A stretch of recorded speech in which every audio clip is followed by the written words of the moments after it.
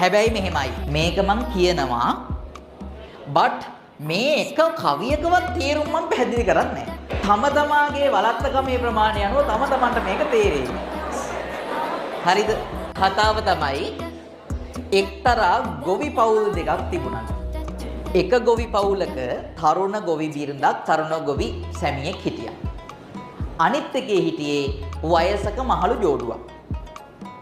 කොහොම හරි අනේ මොකක් හරි විපතක් වෙලා අර තරුණ ගොවියා අර පවුලේ තරුණ ගොවියා පිරිමියා මැරෙනවා.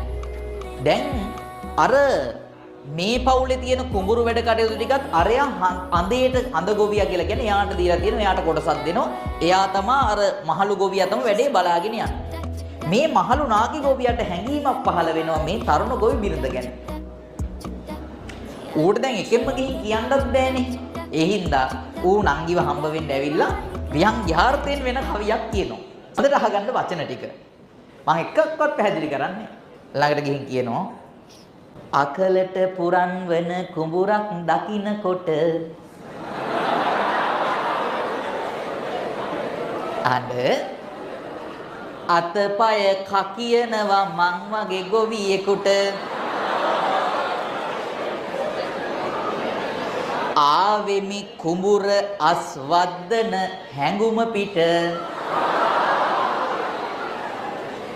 නැතුවට නොවේ සින්නක් කර කුඹුරු මට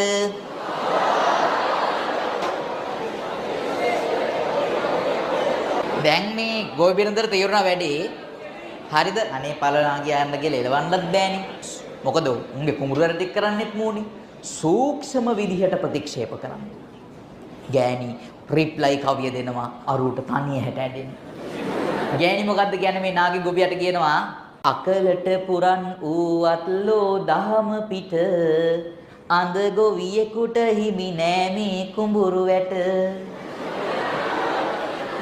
ඊළඟ පදේ තමයි මරුම ටැට්ටරයකින් අස් වැද්දූ කුඹුරකට